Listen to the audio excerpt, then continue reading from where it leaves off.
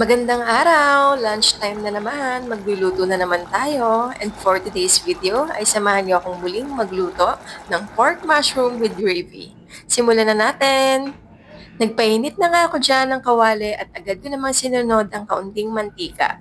Gagamit din tayo ng 2 tablespoon of butter, pwedeng unsalted or salted. Hihintayin lamang nating matunaw ito.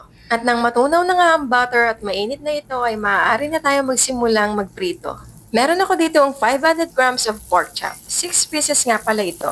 Isisisin lamang natin ito both sides ng salt and pepper.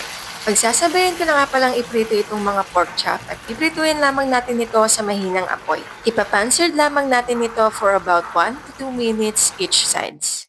Makaraan lamang ng 1 minuto ay maaari na natin baligtarin ito.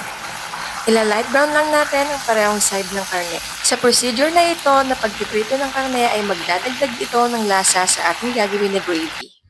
Makaraan lang ng ilang minuto ay ready na itong ating pork chops. Hanguin lang natin ito isa-isa at magsisimula na rin tayong maggawa ng gravy.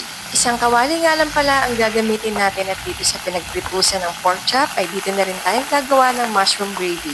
Isinalang ko nga agad dyan ang bawang at sibuyas at gigisahin lamang natin ito ng ilang segundo hanggang sa mag-aroma. Matapos nating maigisa ang bawang at sibuyas ay isusunod na natin itong canned mushroom. Igigisa lamang natin ito ng ilang segundo. At nang ready na nga ito ay maglalagay na rin ako ng 2 tablespoon of flour. Itong flour nga pala ang magsisilbing pampalapot ng ating gravy. Hahaluin lamang din natin ito hanggang sa madissolve ang harina. Kapag ready na ito ay maglalagay na rin ako dyan ng 2 cups of water. Hahaluin lamang natin ito ng ilang segundo hanggang sa humalo ang harina sa tubig. Sa puntong ito ay maglalagay na rin tayo ng mga pangpalasa. Gagamit tayo dito ng 1 beef cube at i-dissolve lang natin ito sa mixture.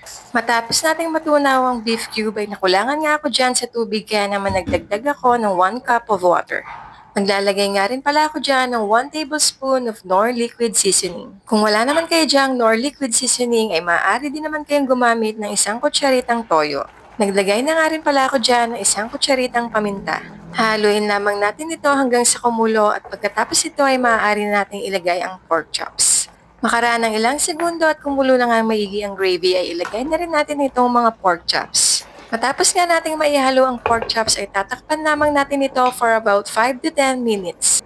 Habang pinakukulaan natin at pinalalambot ang pork chops ay hahalu-haluin lamang natin ito at babaligtarin. Isisimmer lamang natin ito sa mahinang apoy at lulutuin natin muli for about 5 minutes.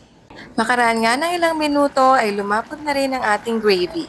Haluin lamang natin ito para hindi manikit ang ilalim. Sa puntong ito ay malambot na rin ang pork chop at pwede na rin natin itong iserve. Kaya naman, kain na na! See you on my next recipe video. Thank you for watching!